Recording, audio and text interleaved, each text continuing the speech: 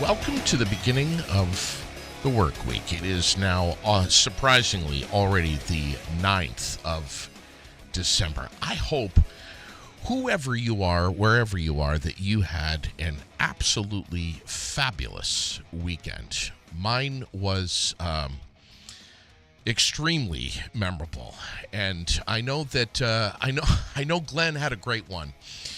The Battle in Barrie 15. I was not able to make it up at the Barrie Auditorium, but I heard that it was just fantastic, which is really no surprise because it always is. And to think that that Rex Thompson and the rest of the Thompsons and Donnybrook Fight Promotions has put this event on now 15 times is just stunning. So, yes, I hope you had a fantastic weekend. There were craft fairs. There were all kinds of holiday events going on everywhere. We have, weather-wise, we have a pretty good morning. I'm not seeing or hearing any major incidents on the roads anywhere.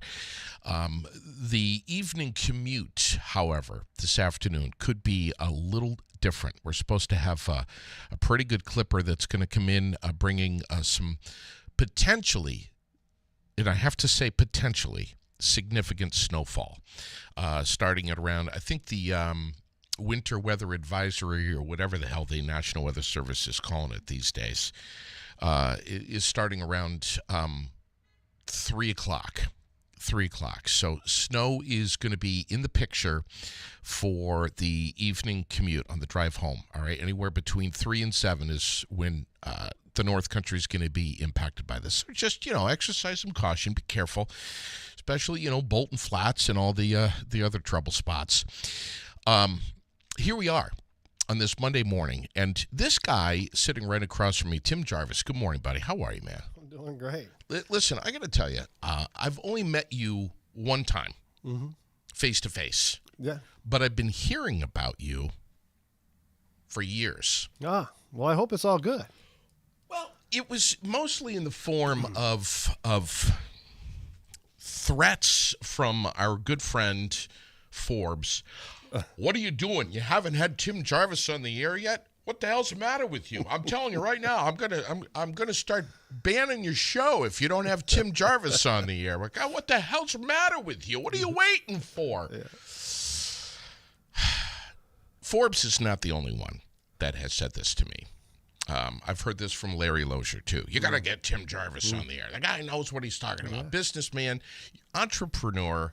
Of course, your Maple empire is unbelievable up there, bud. Thank you. We've been doing it a long time, since I was a little kid, third generation. Amazing. Yeah. And you're still just kicking ass up there. Yeah, so I've been doing that, oh my gosh, since I was a young little boy, and it's not a full-time job, but it's my retirement job, and it's so peaceful. I love it. I love where we live up there. It's the essence of Vermont. Even the Vermont quarter's got, the maple buckets on it. And, it's a cool tradition, and I'm proud and fortunate to be able to do it. Now, who's running the show up there? Is it you and your wife, or are there more family members? So it's me, my wife, my son. Okay. My daughter lives out of state. Yeah. So when she can make it up, but I've got a couple helpers that come up. I got a couple of really great older friends of mine. They come up and we have at it, and we go out and we get all the tapping done. Good. And then, when the sap's flowing, we certainly have a lot of fun. How many taps? We're about 11,000 taps. All right. So that's wow. It's not giant on a large production scale for the state of Vermont, the way it goes. But back in the 80s, that would have been probably a top 10 sugar bus. I'm sure. Yep. I'm sure. Before we even dive in this morning, I want to ask you, will you come back here this spring and talk about the maple industry, or let me come up to the sugar house and we'll chew on it up JD, there? if I'm going to do something about maple, industry workings and discuss it. There's no other better place than be right at ground zero, right up there. Okay, then let's I mean, do I that. think all your listeners and your followers would love to see you actually in a pair of snowshoes with a tapper in your hand, that's and fine. a little hammer, and that's and fine. we can probably do it that way, or we can just sit there while we're boiling, and Sure. we can do something then too. And you don't have time to get way out of the woods and come all the way to Barrie and come in here and do this foolishness when you're trying to run the show up there in the woods. You know, well, your wife says you don't change your underwear for like 6 weeks up there. Well, so. I doubt that. So you're already getting called names here this morning from our listeners. They're seeing us, they're hearing us. You look fabulous, by the way. Oh, well, thank you. And they can post comments here. All so right. there's a lot of people that know Tim Jarvis. Okay. And let's be fair, there's some that don't. Right. I think Judy Copping knows you. She's referring to you as Pizza Boy. Yeah, I am. So let's Hi, Judy. We're going to talk about we're going to be talking about housing today. But what's the story with pizza and you and Domino's, and holy crap? So, I mean, back in 1989, I started as a delivery driver for Domino's Pizza, and I had a young family, and I had to support them, and 2 feet deep, working from the very early parts of the morning in South Burlington, Essex, and Burlington until closing shifts. Okay. I mean, to the point where I got very involved in it, and we came to Barrie and opened Barrie up in 1991. And it kind of worked out. Yeah, right here. Barrie at 407 North Main Street, right across from Rick Dente's, market, was our first location here in Barrie, and that was my first store to buy. So from I had a partner. 89 to 91? 91, yep. So I was a partner, full-fledged partner in 2 locations come 94, and then up until actually this August. So some of you viewers, you know me as the Domino's Pizza Boy. Yeah. I retired as of August 10th, and in my career, I've been involved. This past August? Yeah, this past August. Really? So 36 years, something like that, yeah. So lots of employees, lots of markets. New York State, had many stores with. Didn't do it all by myself. I had some business partners. And it was an experience, to say the least. It treated me very well without, great sacrifice and great financial risk. Some of the locations didn't work out. Some of them worked out well. I know here in Barrie, it was kind of a piece of my heart. I was able to hire and train people that had their first job, so it was a wonderful experience. And that kind of led into, obviously, we had our maple farm just past Barrie up here in Topsham, Vermont. And so when I found out I could own a store here in Barrie, that it was right up in my realm, because we were coming here every weekend anyway, working on the sugar bush. So moved my family here and settled in 91 into Barrie. And then my father was an investor into the community, and he had 5 apartment buildings and asked me to be part of it because he was getting older, wanted to be a snowbird. And so as we transitioned from the pizza conversation into the landlordship conversation, this is how I ended up in Barrie. I became a partner, and as the story gets longer, it was finding that it was not profitable, and we were losing money every year. So we tried to sell the buildings for what they currently had been worth back then, and we couldn't sell them. What was back when? What are we talking? 2000 and was it 2000, 94, 99 BCK. They tried to sell it. Okay. We couldn't sell it. They wouldn't sell. It was bad. We had so many evictions. There was a point where my father called me up and he goes, "We need 40 grand." I'm like, "What?" And he's like, "Yeah, we need 40 grand, or we need 40 grand now?" We need 40 grand now. Because Yesterday. we're upside down. Our rents are getting paid, this and that, the eviction process. We don't have a handle on it. We don't have a good business plan. So, and that's what business is, if you don't fail, you don't succeed. And you hear that old saying. And ultimately, when you hear that saying, it's only because you learn, right? So fall off the bike, you learn, well, what did I do wrong? Right? And business is that way every single day. Every single day we try and get better at doing whatever we're doing. Barrie City Council, all those folks there in your community, we're always trying to figure out, flood mediation. I don't know if that's the right word, mediation or not, right? So we've got floods here. So at any event, I became a partner with my dad. He got mitigation. Yes. Yes. Yeah. So, ended up buying my dad out and started to do it, and it was working well. Started to pay down principal, was never taking a paycheck, putting it back into the buildings, investing into the properties. And then I realized I still can't get it to grow fast enough because my eviction rates were more than what my Your income. bottom line would hold. So the alternative of that is, well, if you're going to sell pizzas for $5.99, you better sell an awful lot of them to get to your break-even point, right? So if I'm going to have some evictions, what's my percentage rate? Well, how many units do I need to have for my break-even? So then I said, all right, well, maybe I can buy some buildings at the right price, knowing I got to put a lot of money into it because, being here in Berry City, it doesn't take a rocket scientist, right, to drive through our community and see that we have really old infrastructure. Mm-hmm. So, and when I say infrastructure, that's residential properties. And and it's been come to find out at one of our meetings that I had with Becca Ballant that it was brought up that Berry City, and this is good knowledge for all of you folks, Berry City has the second oldest infrastructure on residential housing, second only to Rutland. So all of our buildings are extremely old, and obviously, I mean, we're in the granite industry here in Berry, and that's, from what I understand, I wasn't there back then, but that was the boom, and that's where all these buildings were built way back in the 1890s to 1920s. So, that's it. Yeah, I mean, it's a big mouthful, and that's kind of where we're at right now. And I've been doing this. My father was a landlord when I was, I started working with my dad as, on his apartment buildings when I was 13 years old, and I'm proud to say I'm 57 today. So, wow, a lot of years. You look good, man. You look good. Well, your hair's getting a little gray though. Yep. Have you earned those? Yeah, well, I have a lot of employees throughout the years, and not the employees, but just lots of risk, lots of financial risk, opening a store, going into a market like Berry. Do we have enough workers in Berry, first off, right? Do we have enough workers? Whole nother podcast episode. Well, and that's true, right? So, and Domino's is great. It's a franchise, so I own everything. I just have to pay them a royalty fee. I have to buy all the uniforms, all the advertising, all of that stuff, and that's how a franchise works. It's a wonderful opportunity. It literally is locally owned and operated. Yeah, right. It's a protected brand. They make sure that we don't sell a product that's going to harm anybody, which is beautiful. Yes. Right?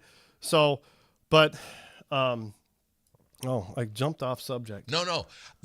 Working class folks. So, right? So when we look at this and we look at how many units I have, we're running about between 60 and 70 rentable units. And if we were to look at how many are, and we, I don't know, the industry doesn't call it this way. I do. Working class folks versus social welfare, right? Or socially supported programs that the state provides money for. And these people typically don't work, right? So they're not workers. And what is the balance, right? So when we're at Domino's Pizza, and I know I'm going to kind of bounce back and forth to this because it gives you good knowledge, right? I can go into their database and find out what the median income is for Berry City, and how many people live in Berry City, 18 to 25-year-olds, 25 to 35-year-olds, the middle, how many middle class, how many, that's all public knowledge. You can actually look into that. So do we have workers? Is Berry City, and I hope we have this data, and I actually know what the answer is, but I'm asking your listeners, you should research it yourself, honestly. And do we have enough workers? So if there was industry that wanted to come to Berry to open up, Husky, what if they're going big now? We got Ben & Jerry's. It looks like there's some news out there, and I could be wrong on this, but my son works for Ben & Jerry's, and there's some news. They're downsizing. Yeah. They're dropping some products. So they used to be a bulk packer for other, like Bluebell. They used to be, and they're not. So it's concerning, right? We don't want industry to leave the state of Vermont. We know that through Phil Scott, we need people to move here. Cody Morrison, who is the past executive director of the Berry Area Development Corp., was always talking about the industrial park across from Berrytown School and how it was such a wonderful opportunity and such a great space up there for some bigger businesses to come in. Wasn't Bombardier, and please, folks can tell me, wasn't Bombardier in there or was going to be in there or something? No, they were there. They were there. Yeah, I delivered pizzas to them all the time. They were a great client. And then they went out of business. Okay. So who was up there now is DMS. Yeah.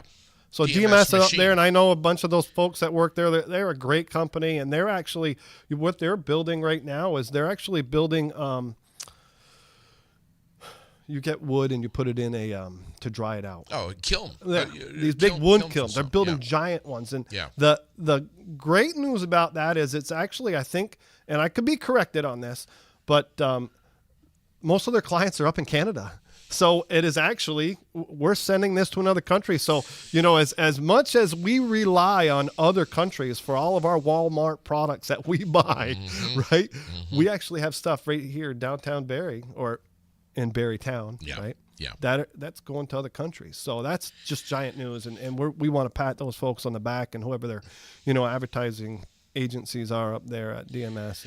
And I know that you and I are going to swerve all over the road this morning. I know. I get back and forth. And that's okay. And we, if anyone has any comments or questions, please drop them here, drop them now, and give a like, give a heart, give a reaction to anything that that you're hearing this morning. When I met you, literally saw you for the first time, I was already live on the air, and it was during the second July flood this past July. 1 year to the day. July 10th. July 10th.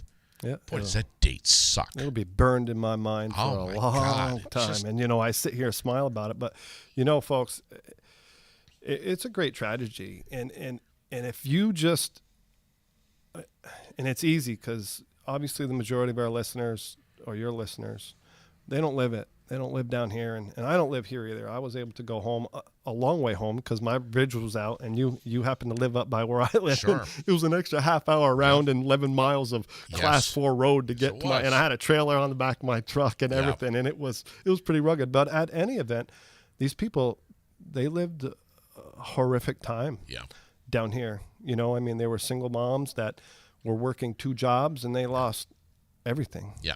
Just everything. It was extremely sad, and I believe, I was down here every single day for at least 3 months. I didn't take a day off. Basements. Well, and that was this year and 2 years ago too. The same thing. We were cutting out walls and getting utilities, trying to make sure. First thing was, once we found out that, code was changed and they didn't want any utilities in the basement. Yeah. Well, you're not talking. So I had 9 buildings that were affected, and I had 14 units that were destroyed. And when I say units, that's an apartment. Okay. Whether it's a 1-bedroom apartment or 2-bedroom apartment, that's a unit. Okay. How many buildings do you own in Barrie? It's 14. 14 Barrie. Yeah, 14 in Barrie. We're in the process of trying to buy some more. I do have a business partner, and we've put a program together really well that's working really good for us. But when we first got together here, it was about 4 years ago. We went to, it was actually, I don't know if it was 4 years ago. It was when the city ordinance wouldn't let us charge more than 1 month's rent in deposit, right? Yeah. And I think there was only 2 communities, and I could be wrong on that, but I know it's not many. Only 2 towns in the state of Vermont that had that ordinance. And and in today's world, it's always a deposit, and the word is strong, and I'm a man of my word. And if somebody gets their deposit back, they absolutely get it back. That's just the way it is. But 1 month's rent, $1,000, that doesn't cover a whole lot. When you have an eviction on average, it's about $20,000. That's a last case scenario. We're businessmen. We need our units full, with the fact that I am part of your. I'm part of Barrie City. I'm an investor, and the last thing I need is a bad tenant that has bad activities inside the unit. the laws are tough. It takes about a year to get them out. And, our last resort, we try and work with some of the tenants. Well, all of tenants we try and work with. Our last resort is we don't want to hand an eviction notice. It's just something we don't want to do. We want to keep our units full, but yeah, it's a responsibility of the landlord, I feel. Okay, there's no written law, but we're going to make sure everybody gets along in the building, so to speak. You don't have to talk to anybody in the building, but if you got one bad tenant in the building, you're going to lose.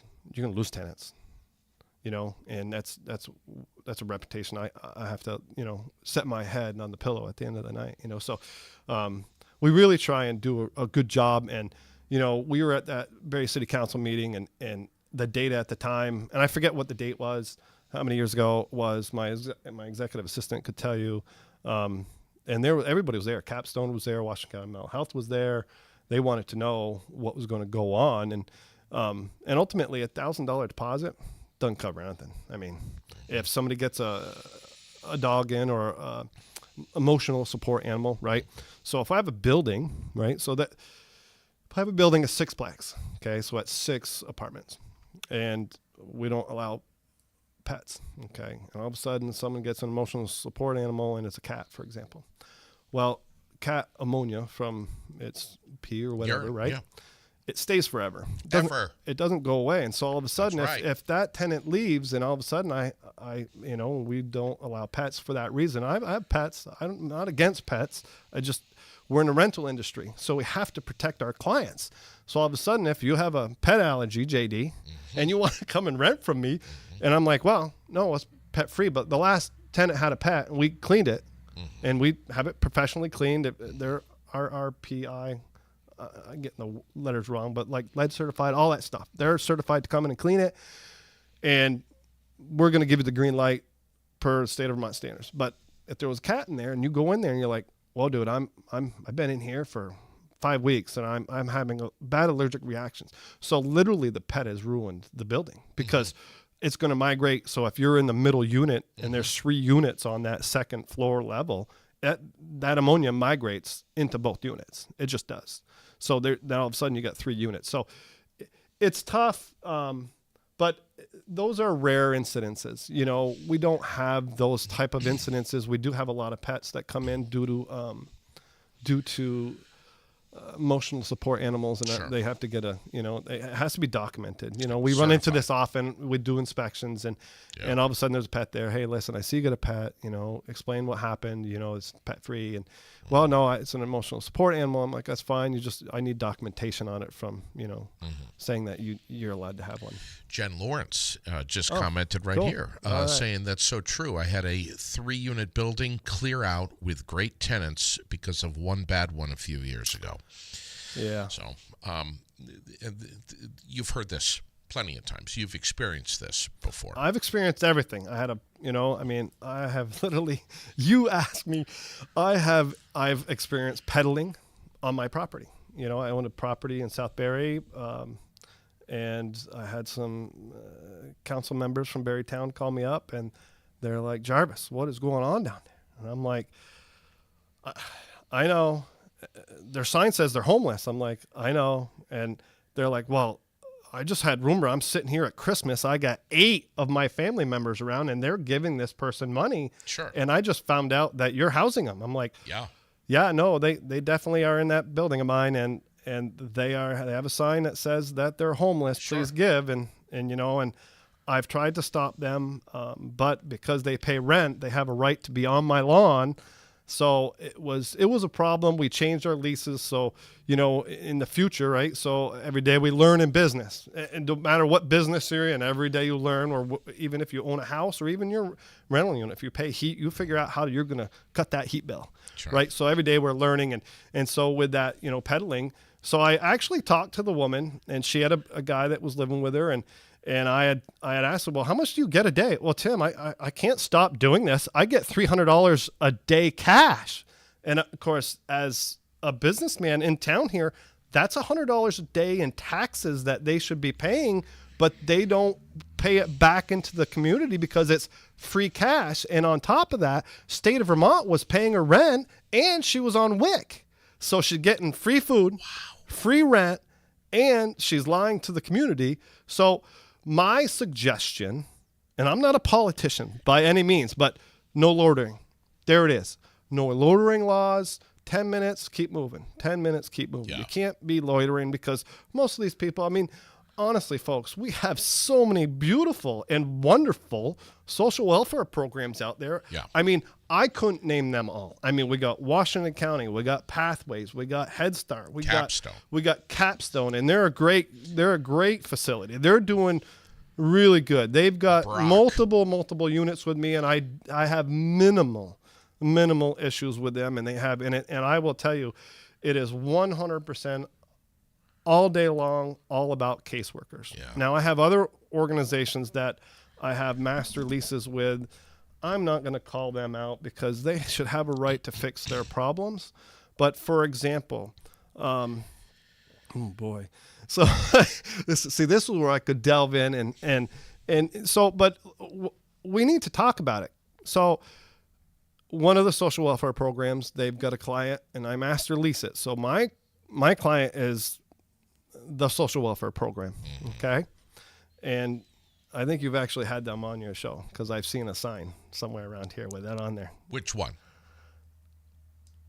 So, yeah, you know what? I'm going to support them because it's Washington County Mental Health. Yes. Okay. So they're in one of my buildings. I master lease them. And what is master leasing? Master leasing is my agreement is with Washington County or Capstone or whoever the social welfare program is, because it's rough for a landlord to rent just to their client because their client doesn't have a job, and people that don't work tend to hang out with people that don't work, and they typically, I won't say typically, but they can, without support, they destroy units, some of these folks.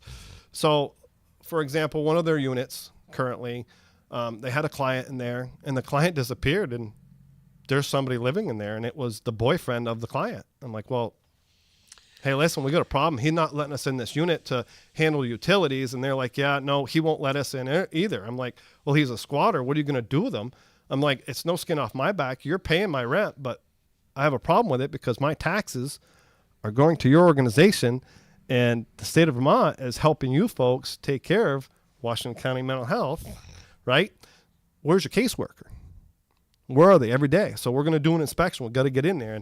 And I had sent you some pictures, and I don't even know if we can show them. They were really, really bad. I mean, paths, just a path. I mean, walls. And these aren't just abandoned units. These are people live there. Yeah. Flying insects, everything. And I'm like. When you sent me these pictures, I was absolutely stunned. I literally could not believe my eyes. Yeah. I mean, I've got staff members that cry over these things, and that's not a stretch of an imagination. That's the truth. Tears roll out their eyes when they see some of these young children living in the atmosphere. You walk in, and the animals are in there, and the feces are there, and the heat just from your feet stick to the floor. The moisture's built up, and it takes a lot. It on average takes about 12 to 15 months to evict somebody. So 12 to 15 months on average to evict someone. Yeah. So, I mean, that's why earlier in our conversation, when I said the last case scenario is an eviction for a landlord. I mean, we don't wake up in the morning saying, wow, whose day do we want to ruin today? I mean, there's humanity. I mean, we all are driven to be good people. So we try and work with them, but ultimately, if we hand somebody an eviction notice, it's our last resort, 100%. That means that you've exhausted all other options. Yeah, and we have to make a dire decision, and that's the decision that we have to make. And the second we do, that means there's rent that's not being paid, the building is being destroyed, and the other, and not all of these are all in one scenario, but typically they usually are, and the place is destroyed. So you get a lack of 12 months worth of rent, which is usually about $1,000 a month. So there's $10,000, and the unit's destroyed. The windows are smashed, appliances are broken, rugs are destroyed. We have to pull the rug up, and if they had animals, we're gonna have to pull the subfloor up. You got feces and, Sure. and pee and poo or whatever, right? And if they allowed the dog to do that, you can imagine the restroom condition. Essentially, you're gutting. Yeah, it's a full gut. It's full. Yeah, it's full gut because I don't know if you've been down here to JD Green's, great studio, but we always have our units look just like this. I don't rent a unit unless I live in it myself, and my standards are actually pretty high. But so because when we rent a unit, I expect to come back in the condition that I gave it to them in. So if I've got a broken appliance, it kind of sets the standard for what do I expect from my tenant. Well, a guy doesn't care about his appliance, he doesn't care about his unit, he's not gonna care if I do those things either. How much time, how much money did you have to put in after the first July floods, and then a year later to the day after the second July floods? And how is this, as a businessman, feasible for you? How does it make sense? Have you ever scratched your head and said, honey, I'm not sure how much longer I can do this? Those are all great. That's a lot to think about right now, JD. There was a lot there, by the way. That's a lot. How long can I keep doing this, right? So, and is it worth it? Is it just a bad business plan? I mean, so for your followers, it's not hard to understand. As you're driving down through Barrie, if the landlordship business was a extremely lucrative business, all of the empty buildings and all the buildings that are falling apart in Barrie, they'd be all bought up and fixed up, and we'd be in the rental epic, awesome place that Burlington was 20 years ago. Yeah. And Burlington's falling apart, and Sure. and we all know what that demise was, and we certainly don't want Barrie to go there. We want that balance of workers versus non-workers, so to speak, right? We're not talking about the retired people. I understand. Okay. Totally. So, and that's a city council situation. We have to balance that. And if they're thinking about putting high rises with social welfare here in Barrie City, expect to see more problems, because that's what follows social welfare, is more problems. And that's my experience. That's not a fact. It is a fact coming from my 100% experience. That's how I buy buildings. I buy bad buildings with bad drug dealers in them, and we buy the buildings and we get the drug dealers out, and we gut the whole place and we find good tenants. And, back when we were at that city council meeting, we had it was either 18-month period, we had 15 evictions, or in a 15-month period, we had 18 evictions. And I remember only 3 of them were blue-collar workers. The rest of them were all social welfare. And that's when I stopped renting to individuals. I could only master lease to social welfare organizations because we couldn't afford it. What exactly did you say to city council, and do you feel that it was well received? Well, I think, so we can sit here all day, JD, and all the other landlords, we can talk about war stories, and that doesn't solve the problem. We have to be proactive. We have to find out, all right, well, what was our learning lesson today, right? So we change every day. I mean, it's just business. It's our lives. We change every single day, right? So what did I say to them? One of the things I needed help with them, and they finally changed a little bit of it this year, was the parking problem. So if you drive through Barrie City, Summer Street, all these, our hub is where there's not a lot of parking. It's not a lot of off-street parking. And I know Montpelier and most other towns, they have a winter band on one side of the street and then the other. I mean, it wasn't just long ago. Well, in the last 6 months, I've had 2 teachers come and loved the unit. Oh my gosh, this is an apartment? This is what we do. We got an apartment, we make it all brand new. Every bit of it. It's all new, So, but there's no off-street parking. There's no off-street parking. So what do I do? I'm like, I'm not sure. We'd have to work out something somewhere out. I don't know. I don't know that answer. In Barrie City, I know that all of those folks on the board, they want to see Barrie go in a right direction, and I'm not pointing a finger and saying, it's all Barrie's fault. It's just not. I mean, those buildings have been there for a long time, but the problem is this, JD. Anybody that has a job, realistically, they have a car, and they need to park their car somewhere. And if you want the Summer Street Autos to be successful, and you want Vigorous Auto to be successful, and you want Crossway Auto up there in East Barrie, you want those people to be successful. We need working class folks. You want your car dealerships to be successful. You need working class folks that can afford a car payment. You're saying it right now. I mean, this is all about being resourceful in our community.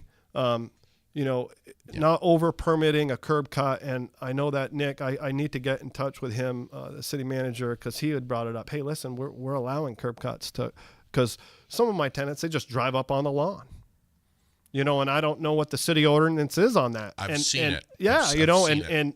And I'm like, I can't give you permission to do it because you're driving up over a sidewalk onto the lawn. But I mean, what are they going to do? I mean, it's a tough situation. I guess I'm tipping my hat to some of the, one thing that I might allow that probably might not be allowed. I'm not sure. They've never called me out on it, this very city, and it's never been a necessarily a problem. But ultimately, if they did give me a curb cut, the grass is going to go away, and I'm going to put asphalt there. So I would assume they would rather see the grass there throughout the summer and then have them parked on a frozen ground in the wintertime.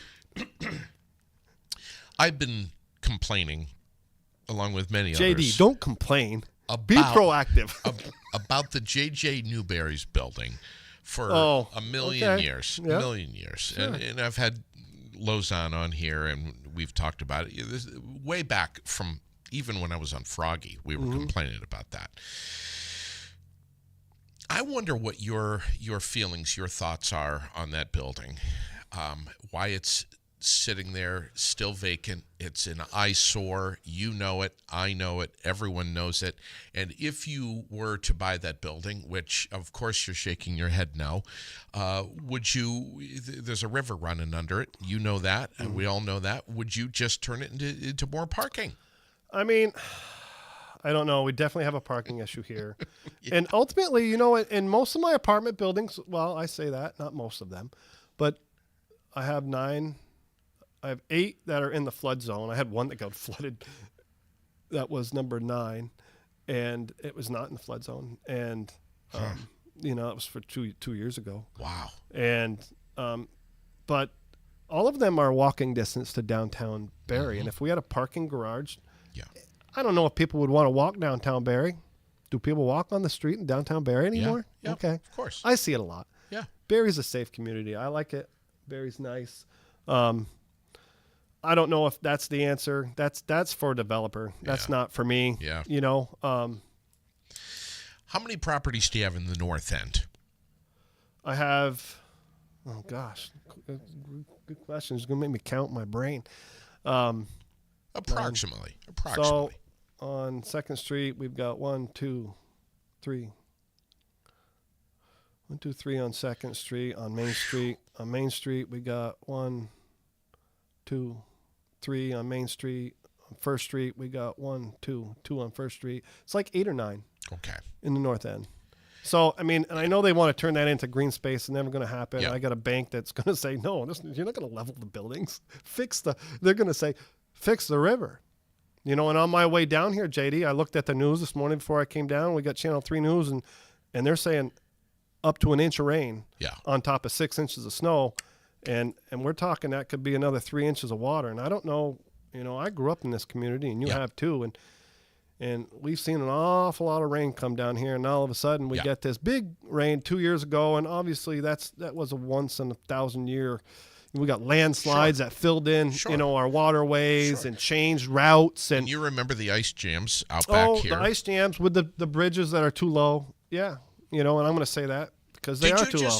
I sent you a picture of one of the. Did you just say the bridges are too low? Well, of course they're too low. Are you saying that the rivers also need to be dredged? I believe, in my personal opinion, 100%. There's nothing natural about those rivers. There's granite on the bottom of them, and there's granite on both sides. So if they're already man-made, they should be. Now, so listen, if you have a pond out there, there's 2 different things in the world here in the state of Vermont. And I'm not you need to look it up. These are just my experiences, and this is what I've been taught. If you have a pond and it's man-made, you actually can groom it and you can fix it if it was a man-made pond. Even though the state of Vermont owns all water bodies. State of Vermont owns all water bodies. Everybody listen to that, okay? Because it's important. Because I have 5 creeks on my property and I can't cut timber within 25 feet of any of those creeks, okay? Even though I pay taxes on all that. Even That's if fine. you dug the hole and Yep. made the pond. No, and I'm fine with that. It's okay All with that, right? Okay. It's a law that doesn't really affect me, right?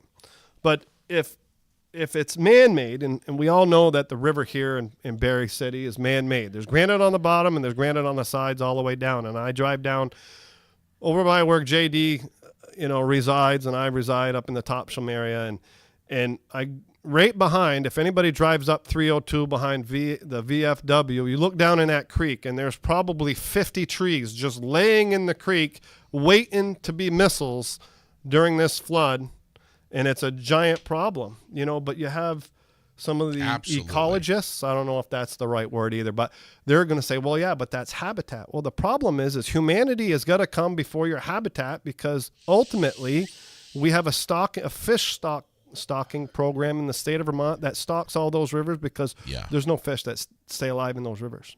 We have to restock those rivers every single year, and that's why we have. If we didn't have, if the fish just stayed fine in there, we wouldn't have a stocking program. We wouldn't waste our money. Yeah, it's that simple. Yeah, now there's probably some minnows and other stuff that migrate up through from bigger bodies of water, but ultimately we restock that, and the bridges are too low. The pictures I sent you was of this flood. Yeah. And the last it was July it was like 3 or 4 days after. And if you look at that picture, and I give you permission to post it if you have that capability, but there wasn't 2 or 3 feet of viable water flow to go over the debris that was plugged up underneath the Allen Lumber RK Miles Bridge. And I call it their bridge. It's not their bridge, but that's where it's at. And I didn't bother to go up by Chuck's or Gusto's, and that bridge is the same way. It's just too low. Did you see the Frito-Lay truck? You would think that, Did you see the Frito-Lay truck get smashed underneath it? Yeah, I saw the video of it for sure. But, when you're talking about humanity and the future of Vermont, you think, well, my God, the bridge is going to be so expensive to lift. That's just a drop in the bucket for these, you see how much money we're sending to all these other countries. A couple $1 million lift a bridge, save downtown Barrie, because it's not too hard to figure out. If you put a plug at that bridge at RK Miles, it comes up over the bridge. Well, it's not going to turn around and go right back down into the river. It's going to go to the low side. Yeah.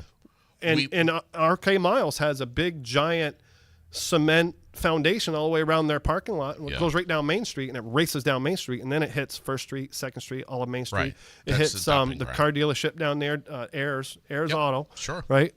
And that was tragic. Real bad. And then it all boils down to this. And I'll tell you, it boils down to that beautiful young lady that has the single mom, lived at one of my buildings there. And actually this one was elevated, but it got in there. And this was a 2-year ago flood, July 10th, 23. And typically everybody has a 2-drawer file cabinet. This woman, she worked hard. She had her bed, her child's bed, all of their clothing, everything that you could possibly imagine. And then you got the news saying, well, it's level 4 contamination. Nobody wants to touch their stuff. It's all garbage. All of it's just garbage. So it's tough. And I'm not saying that state's not there doing their job. I'm not saying Barrie City's not doing their job. Please understand that. I don't know if they're doing anything. I can't answer for them. I can say that, my gosh, you would think it'd be on the news if they were going to raise the bridges. And at one of those meetings, and I went to many of them. I went to like 5 of them. Yeah. There was an engineer, and they said, well, the data's in on that RK Mile Bridge. I said, yeah, what's the data on it? And I forget the gentleman's name, but it's a God's honest story. He said that there was 18 feet of clearance underneath that bridge. And then now there's only, oh gosh, now I have to remember it. I think there's only 12 or 16 feet of clearance underneath that bridge. So Yeah. we've lost, I remember it was like 4 to 6 feet of clearance. Well, Sure. if your bathtub at your house, and this is just an analogy I like to use. It's beautiful already. You haven't even said it. Oh, well, if I you have know. a bathtub and it holds 50 gallons of water, so Sure. your 3-inch main summer storm, right? Okay, we'll just call it that. 50 gallons of water, but all of a sudden you take 3 inches of mud and you throw it in your bathtub, sure. and that 50 gallons of water is going in that bathtub. Well, you just lost 3 inches of volume, Yeah. right? And now I get this. Well, look at you can't touch that. You can't dredge it. Well, but you got to. You don't have a choice to. You have to, or your apartment and your house is going to get flooded every single time. Ray Burke says he remembers when he was a kid, they'd dredge it every other year. Yeah. I mean, I don't know how you'd go about doing that. There's so many private properties. I'm not an engineer on that part. I'm not a state employee. I'm not Phil Scott. I don't have a whole team of executives to go say, hey, listen, Sure. DOT, I want you up here. We got to put something together here. Right. We're going to do, I would think that with this rain coming, and since the first flood, I've called city, or I've spoken to, Nick Copping. I'm like, hey, is somebody going to have an excavator?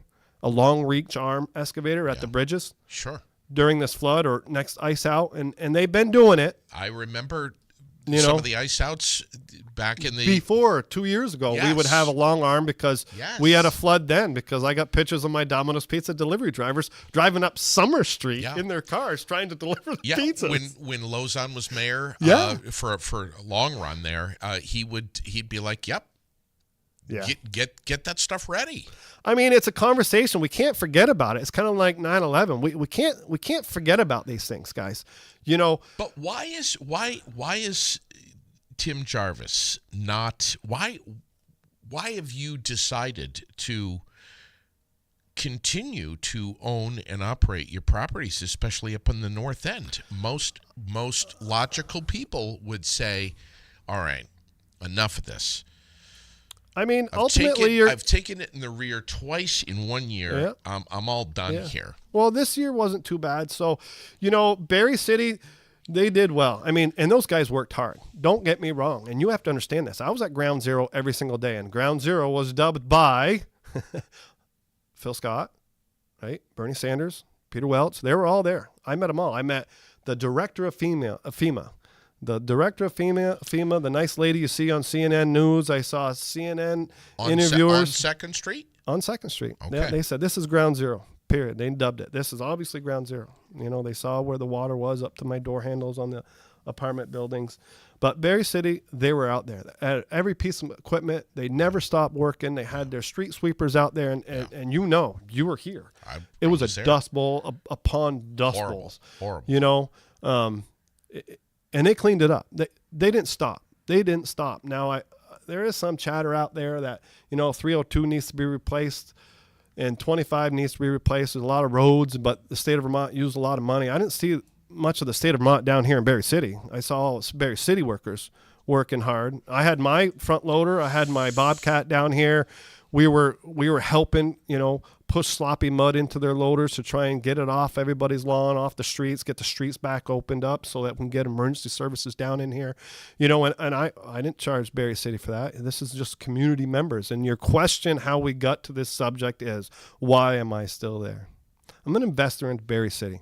That's what I am. I love Berry City. It's where I got my start, and there's so many beautiful pillars of our community. Yeah. We have the Brian Baileys, the Dennis Burrells. You can go on and on and on and on, I'm sure there's quite a few that are just, pinging in here. And Berry City gets a bad rap. Channel 3 News loves to, sell the doom and gloom on every city that is out there. And Berry City is a beautiful, beautiful community.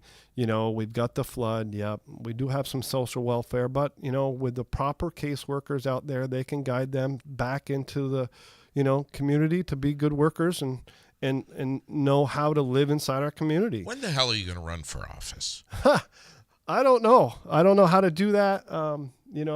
I think I've got some good ideas. I've been an employer of over 200 people at one given time. This is the kind of stuff that we need to hear. Yeah, I appreciate that. But, you can't complain about it. You can't tell war stories. You got to have there's a simple. million and one. You got to have simple solutions, but you got to be able to afford it, right? So why don't I sell out? Well, FEMA, they offered it, and honestly, I have a buyout price. I do have a buyout price, but I don't want to leave all my tenants alone. Bernie Sanders came when Bernie Sanders was here. I'll tell you exactly what he said to me. Well, where did all your tenants go? I'm like, well, Bernie, you commandeered all the hotels here for the homeless. So they didn't go to the hotels. So they had to go to family and friends. And honestly, if you've got relatives, and I've got a lot of them, 3 days, that's a nice stay. But if they're there for more than 2 weeks, it's a problem. Amen. And they were there for months. Some of them didn't come back. It just takes a long time. I still got 2 units that I'm still renovating 2 years later. But that's only because we got workers and we ran out of money. I mean, and folks, you had asked earlier, well, how much money? Remember, and I said that was a lot to chew. Yeah. That you had more questions in one sentence there. So you said, well, how much money did it cost? It costs a lot of money. I had flood insurance. I had good flood insurance. I had great flood insurance for the flood. I didn't have insurance for what Berry City asked me, and I'm not saying that Berry City asked me something that was unreasonable. They asked that we removed all of our utilities in the basement. And in the state of Vermont, if you're from other states and moved to Vermont, in the state of Vermont, you have typically your furnace is down in the basement. Your electrical panel is down in the basement. Yeah. Typically, your hot water tanks are down in the basement. Yeah. And if you have a sixplex apartment building, so like a 5-unit or a 6-unit apartment building, and that's usually what I have, okay, all those hot water tanks are in the basement. So when I said I had 14 units destroyed, I had 44 units that were affected. So now I have to figure out, well, I'm going to need 44 Renais instead of forced hot air. Well, you know how much a Renai is to be installed? It's anywhere from $4,000 to $5,000. Yeah, I was going to say, just the Renai alone. So we had flood insurance for the flood, but it wasn't going to give me new utilities in 44 units. Wasn't going to give me, $5,000 hot water tanks installed because they have to be commercial because I'm commercial residential, and it has to be installed. And then I have electrical. So I have electrical panel costs about $15,000 per building per unit to get up out of the basement and up in a dry area. And I'm not saying those are the wrong things to do, JD. Those are the right things to do because let me tell you something. There's quite a few landlords, and I won't say quite a few. I know 2 in my mind that didn't do those things, and they said, well, ultimately it's our liability, and they're not wrong. And I said that from the get-go. Hey, listen, outside of a fuel tank in the basement, we're not hurting the community if we get flooded in the basement. If the electric hot water tank goes bang and it gets flooded, well, that's my liability. That's my expense, But now I've got to find room for a 50-gallon hot water tank. Where do you do this? Well, sure. we take up space in people's living rooms. Exactly. And we box them in, right? And if you can get them all together in one space, that's a lot cheaper for your electrician because you're going to pay a very expensive electrician to come in and do all this work. So it's been challenging, and recently on the news, you'll see that, what town was it? They would just lift Moortown. I think it was Moortown. They just lifted the building like 10 feet and poured a foundation under the building. Yeah. Meshier's house moving went over and lifted it up, or somebody did. And Plainfield too. They're that's what it was. It was Plainfield. Nice couple. Yeah. And it was a really good It was a really good newscast. So I was grateful to see it. But back to why am I still there? FEMA, they wanted a buyout, but they were willing to pay 25 cents on the dollar. And so, like on one of the streets, I had a really nice, lovely lady on First Street. Won't mention her name. And I own 3 buildings on First Street, and really nice buildings. And she said, well, Mr. Jarvis and TNR Properties and his business partner, they bought one of the bad buildings, had 2 drug dealers in it, and we bought it, and as it was one of the top 3 most wanted in the state of Vermont. It dragged one of our local PD officers down the road from their vehicle. It was bad scene. So we evicted them, got them out, gutted the whole place, refurbished it. Street was clean. Lady bought the house. She bought a 5-bedroom or 4-bedroom house for $180,000. So at one of those flood meetings, she said, hey, FEMA, I looked at the FEMA buyout, and it was only 25 cents on the dollar. And I know Berry City's got some money. They were willing to buy it out because they want to make this all a green space. But the problem is, guys, is this. $180,000 right now in the state of Vermont, I can't go buy a 4-bedroom house. They're not out there. period. And I've had one of my employees, a really dear, employee of mine. She's got 2 young little ones, 3 and 5-year-old and a husband, and they were looking for a house, and they lived in Burlington area. And the closest place to the Burlington area they could find was Barrie. They came here and they found a 4-bedroom home for $450,000. So, we're talking about a lot. We haven't gotten into the affordable, everybody wants affordable rentals, and I go right by the HUD rate, and the HUD rate is set by the state of Vermont, period. So we have affordable rentals. Have you had a chance to have a cup of coffee with our governor? I actually reached out to him on Facebook the other day. I said, Phil, let's go have lunch. And I know Phil, and he knows me. I sponsored through Domino's Pizza Joey LeCare for, 12, 15 years, and so I spent, some time getting to know Phil at the racetrack. We would, shake a hand, know each other by name, and chew the fat a little bit. And I haven't had a chance to speak with him much since he's been governor. I think he's doing a good job. I think he's up against the wall with some of the folks that are in there. I think that, the Becca Balance of the world, at this last meeting I had with her, she came into the room and she was all excited that she had, and you can correct me if I'm wrong.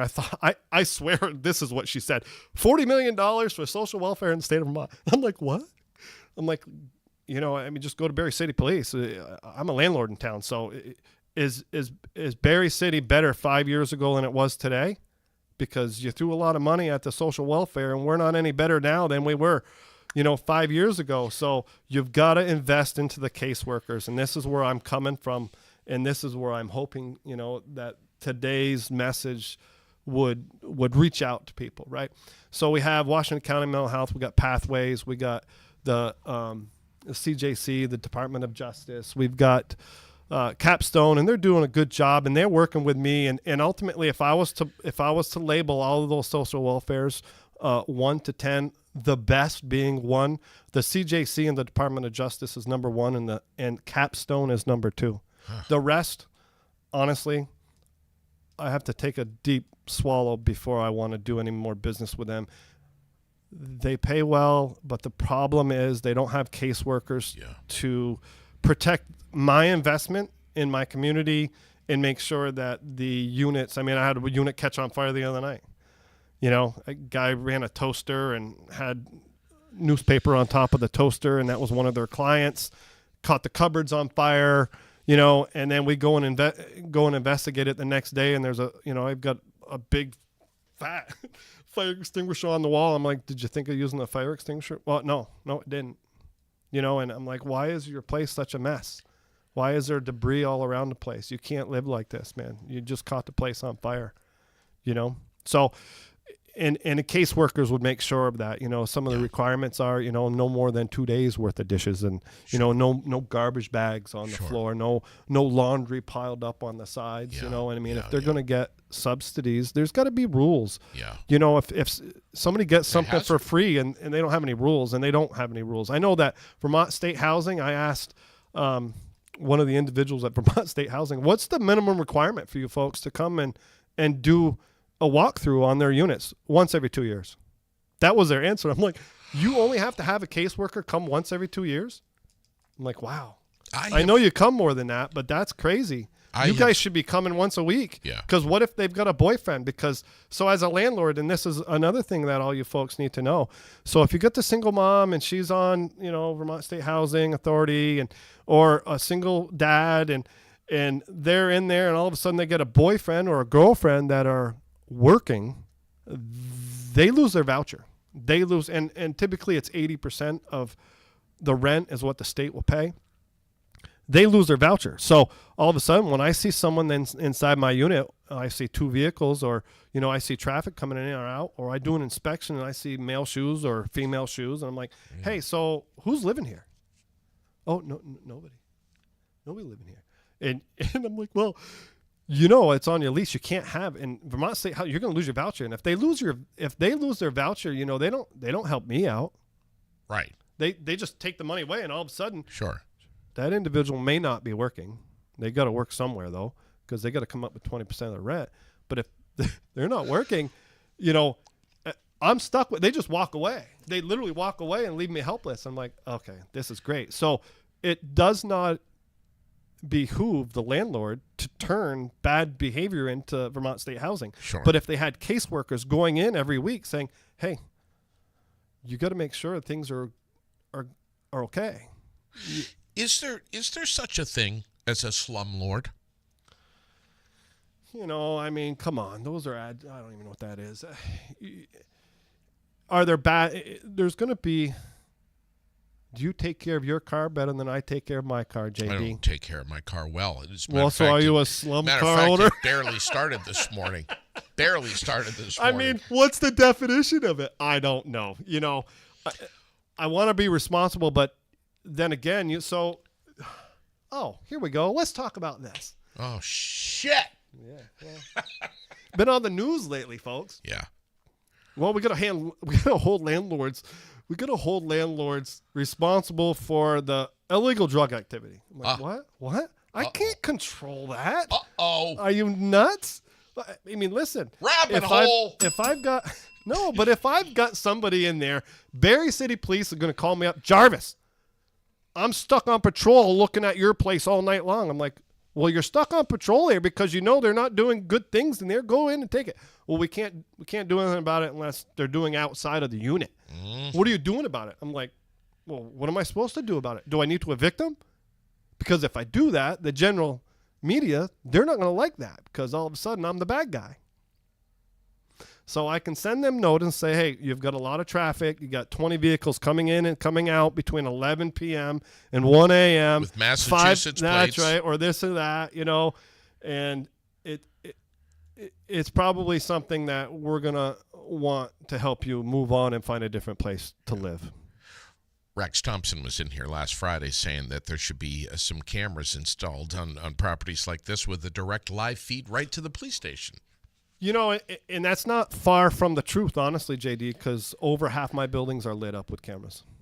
Absolutely lit right up. And I hand all that stuff over it. Oh, you do? Yeah, it's all mine. You're monitoring all those cameras? Yeah, so we have a monitoring system. It's all outdoors. It's all legal. Nobody can say, well, you can't monitor me. Well, we can monitor the streets, and yes, I can.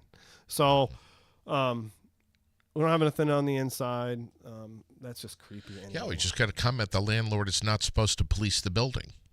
Oh, well, maybe not, but we do have it. Yeah. So what do you say to people who, we have to have it? I'm sure we can't not have it. Right. I'm sure it's safety and security. All my restaurants had it. Yeah.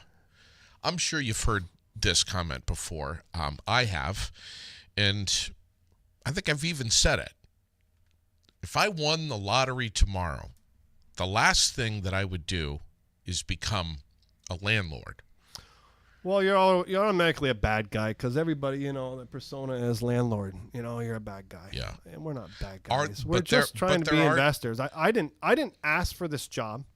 I kind of fell into it, right? Tried to help my dad out. He wanted to be a snowbird. He wanted to go away for 3 months out of the year. He goes, Tim, come on, own 30% of it. This is how much money you need. I'm like, whatever. So I did, and then we couldn't sell them. I'm like, well, I don't want to lose my money, so what do I got to do? Well, I got a business partner, and I'm like, yeah. Come in, buy half, and let's go get up to 100 units. I mean, honestly, JD, we have to be realistic. I lived in an apartment. I lived in like 5 apartments as I was growing up. They're typically sometimes stepping stones unless of course you're that individual. And there's a lot of those folks that don't want the headache of mowing. You don't want the roof problem. You don't want, they just want to go work and go on with their lives and not have to worry about it. In New York City, nobody owns a house there. Right. They're all renters. Yeah. Right? So landlords, it's like the plane that crashes out there. The media loves to talk about a bad landlord, Yeah. So, Well, of course. What's a 5-year plan for you? 5-year plan? Yeah. Well, I guess my workers probably won't want to know that, but 5-year plan, I'm still in it. Yeah, I'm 57 years old. I'm going to probably be doing this till I'm about 72. You're a stubborn old bastard, aren't you, though?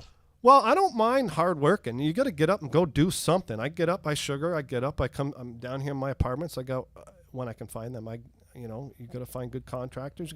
I have a really great people that that help me out. And I say help me out. You know, obviously they're contractors, and I pay them, and we have a great relationship. And hang on tight some of to those them. social welfare programs, you know, CJC and DOJ, they're great clients, by the way.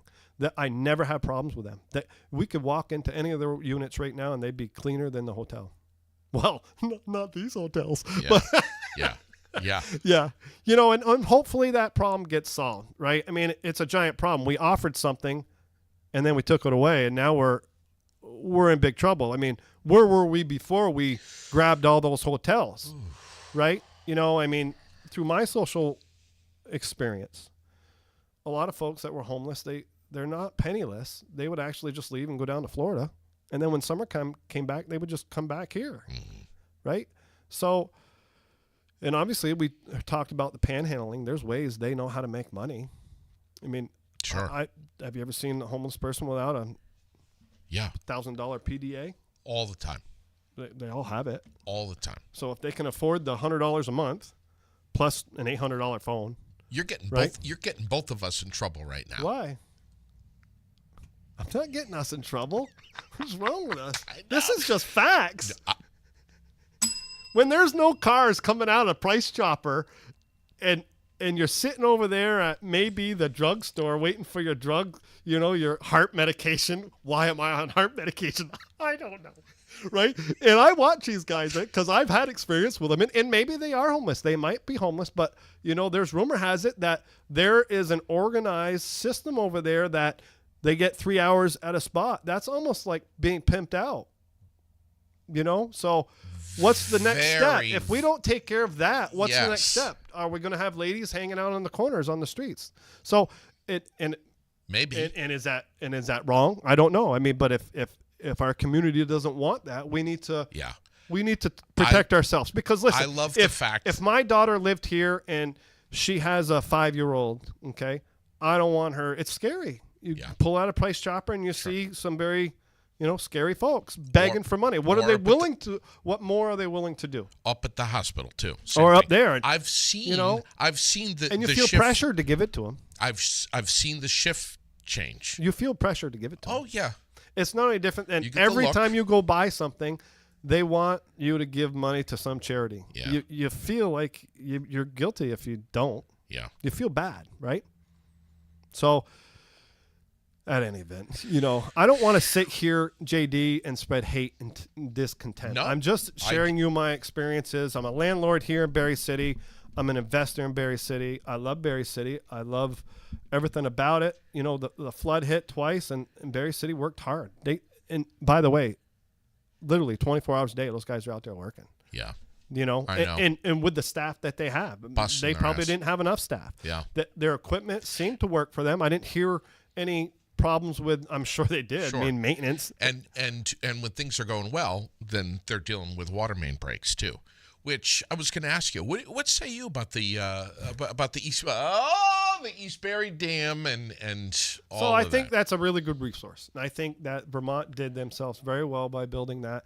I think that is an option that we and Phil Scott, right, and his team. Because that's what it boils down to. Phil Scott and his team is part of that, right? Yeah. So we built that to protect Berry City. That's what we did. I mean, we didn't build it because there wasn't a flood. We built it because there was a giant flood years ago, and we built that to protect Berry City. But what people don't understand, and maybe they all do, but I'll just share with you, there's no way to stop the water. You can't stop and hold water up there. And I think there's a facility, there's an avenue that up there we could do that. And if we had that avenue, because we're talking about a 7-hour rainstorm, and it rained every day for 64 days. And you can check on my data on that, but I'm not wrong. 64 days straight we had precipitation, and then we had a 7-inch rainstorm in a 7-hour period. Right. 2 years ago. That led up to the first flood. And that, of course, because of all the moisture in the ground, we had a lot of landslides, and that filled up a lot of debris. Did you see how close? You've lived here your whole life, Tim. Yeah. Did you see how close the water got up to that spillway? So the cement spillway, right? So I've never seen it touch there, and I've lived here my whole entire life. So we definitely have some room, and we're not going to criticize why it hasn't happened in the past, but we certainly can. We know the foolish government shouldn't have said that. We You know the just government. did. We know the government spends a lot of stuff on exploratory campaigns to see if this will work or that will work, and millions and billions of dollars on it, right? Not just our government, but even our state, right? So, gosh, why wouldn't you go up there and then if we can curb it so we have a little more working class folks here in Berry City, stop the floods from, if you could stop the water up at Berry Town, okay? And I think there's a dam out by Plainfield area too, right? If you could stop a little more water there, let the tributaries wash their way out during a rainstorm. Right. Or tomorrow night it's going to start. That's We're supposed to get an inch of rain. And if you haven't looked at the forecast, I think it said it's going to be like 50, 55. Yeah. That's extremely warm. Well, we got melt and rain. We're going to have melt off and rain. So, I'm not a weatherman, but if you got an inch of rain, you're probably going to have, honestly, you could have 2 inches of melt off.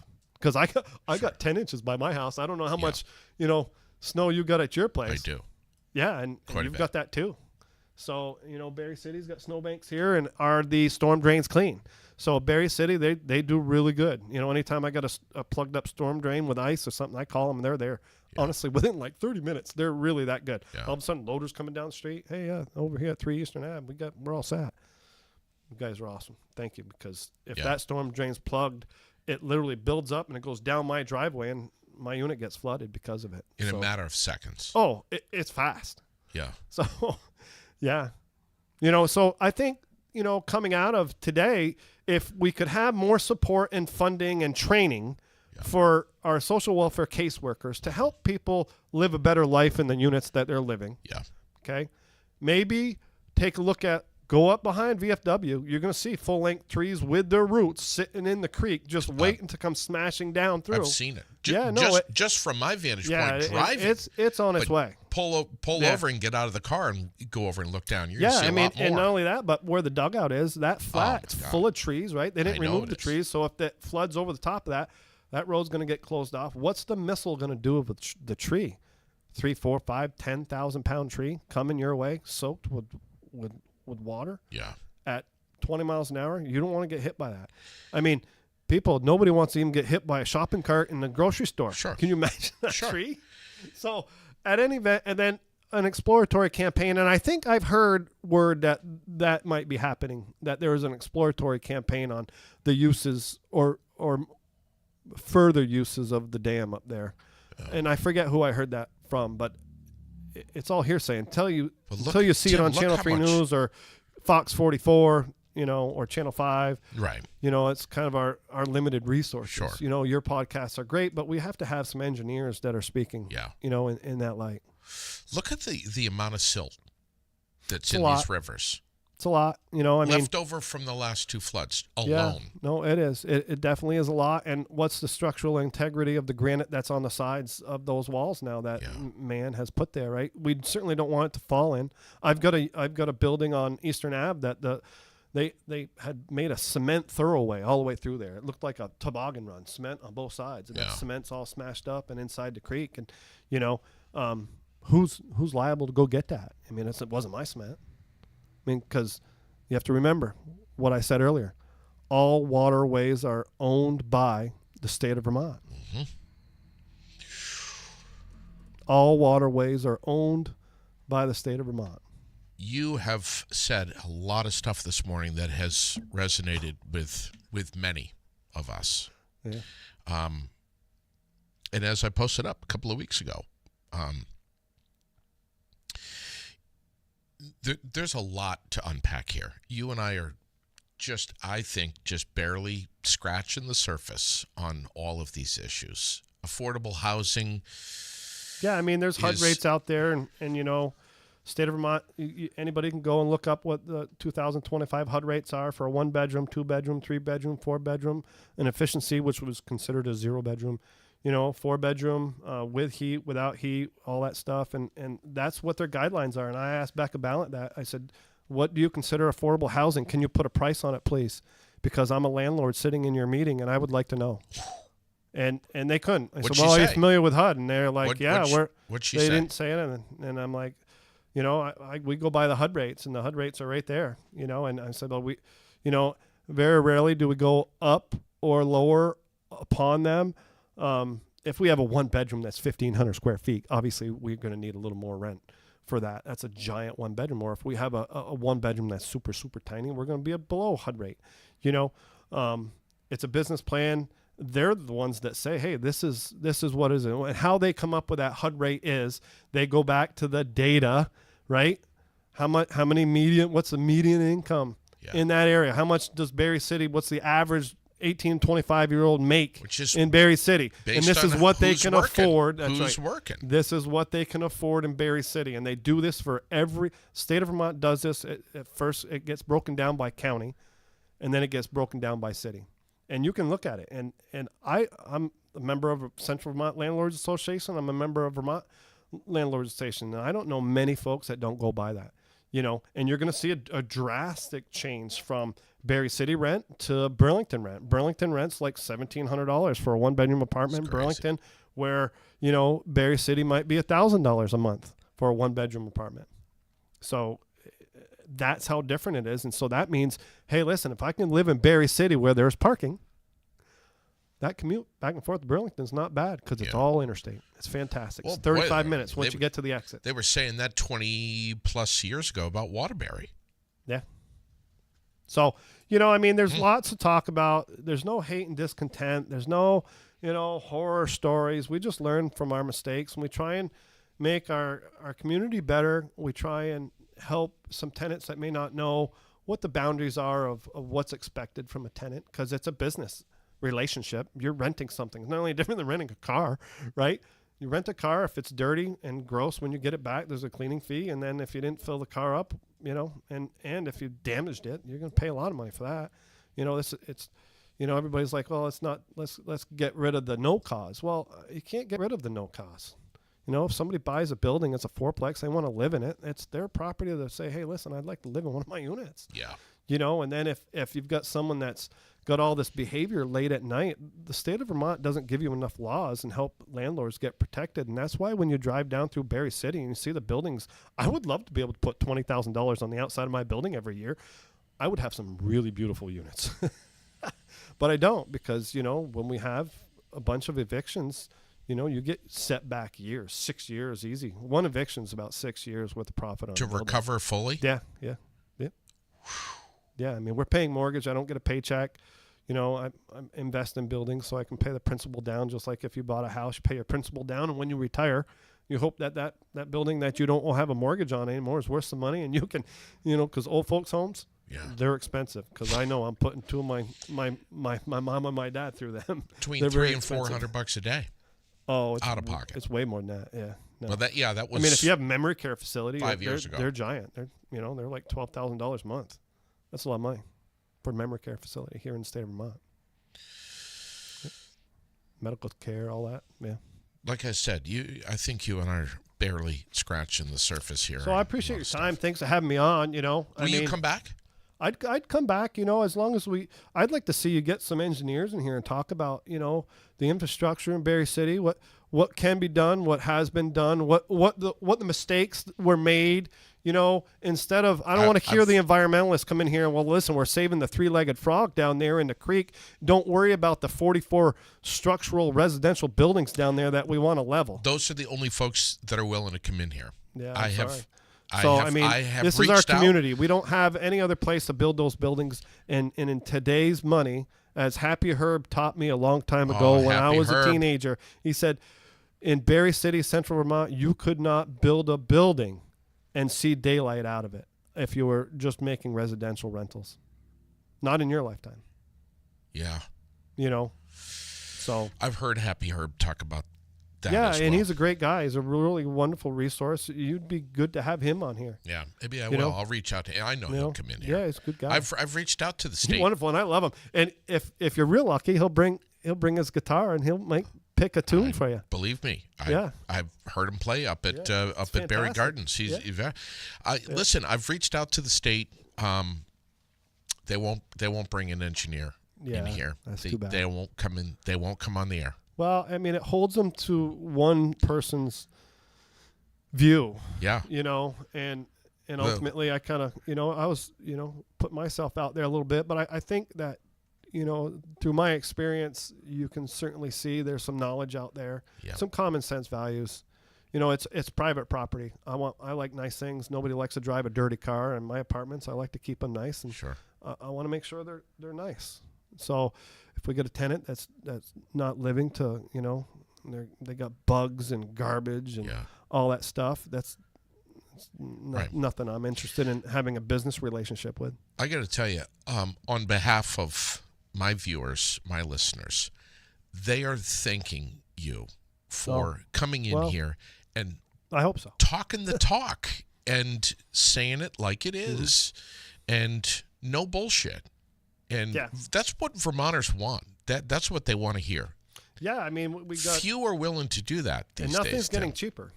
The price of fuel might get cheaper, but insurances are going through the roof. Cost of materials are going through the roof. Yeah. Roofing equipment's going through the roof. Well, find a contractor. Heaters, good luck. Well, it's taken quite a few years. Like I said, I still got 2 units to rebuild from the flood, but we're just about back there. I've got some really wonderful tenants. I really have some really great tenants. How many available properties do you have Currently, right now, I got keys in my pocket for 2 units. We got 5 online right now, so we're going to be turning those over quick. And the 2 that I have available, you got to have, there's an application process. Okay. There's credit check, background. Well, we go on to Vermont courts online to find out if they've been evicted. They fill out an application, and there's a light background check on it. But as long as they have good references, landlord references, 2 years worth of rental history, or 3 years worth of rental history, and 2 years worth of employment that proves they can afford the unit. They have to prove that. So we make sure that they prove that they're making enough income, because we don't want that problem. And ultimately, when you're renting from me and it's a 6-plex, JD, if you're renting from me, you're hoping that if 2 empties come up, I'm going to rent to some good people, because the last thing you're wondering is, well, who's Jarvis going to rent to now? Oh my God. Sure. They got a dog in there. It's barking all day long. Sure. He got his pee and his poo out in the front lawn. What is he going to do about that? Right. So those are small daily challenges we have. Like this morning, I went around, I found 2 windows open on some of my social welfare, units that, I've got to send messages to, hey, it's a heating season. And one of those units, they happen to pay for their own heat. But the problem is that heater's running 24 hours a day if the window's wide open. So it's not allowed. It's in the lease, Yeah. So if you want some fresh air, you open it for a little bit. Speaking of the lease, what are we talking? 1 year lease. What for a deposit? Oh, so my executive assistant handles all of that stuff. Typically, it still is just a one month lease. No, it's a 1 month rental deposit. Typically, depending on what building it is, we do get a pet deposit if you have a pet. A pet deposit is legal. It's what we request. Yeah. All right. I'll see you in the spring. You're coming to tap my trees. I will, man. I'm not afraid. Great. I'll do it. Yeah. Thanks for coming in here, man. You betcha. I really appreciate you. Listen, give him a thumbs up right now, if you would, for coming in here and just being so transparent and just saying it like it is, man. We need more of you. We need more people like you. Yeah, I'm not hating on anybody. We just need to fix some things. That's all. Yeah. I appreciate your time. I hope you have a nice Christmas and a great New Year. And we look forward to, better times here in Barrie. And I hope all your listeners and viewers, they have the same. You got some homework to do tonight. You realize that? I have some homework. Listen, it's muzzleloader loader season. I'm hoping to go out and shoot a nice deer. It would be great. That's fine. I got to put organic meat on my table. I understand. That's fine. But not before you read all these comments. Oh, okay. You got a lot of comments, I probably won't, bud. but I probably won't. Thanks, buddy. All right. Thank you.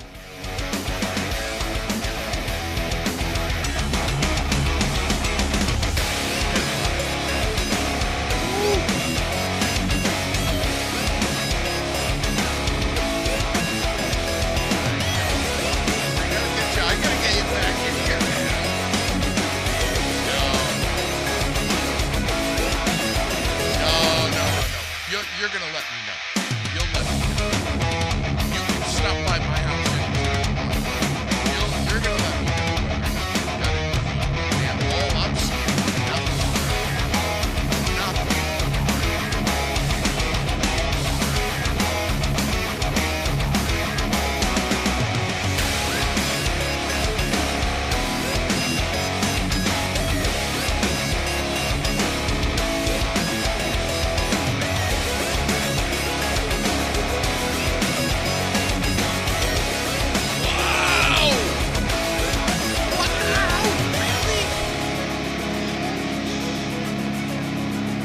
You know Rex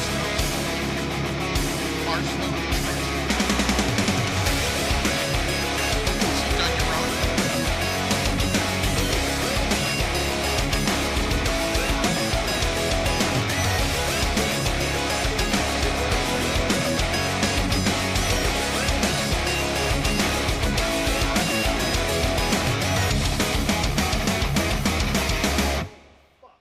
State fire marshal, other fire marshal. There was everybody was there. Nick from the manager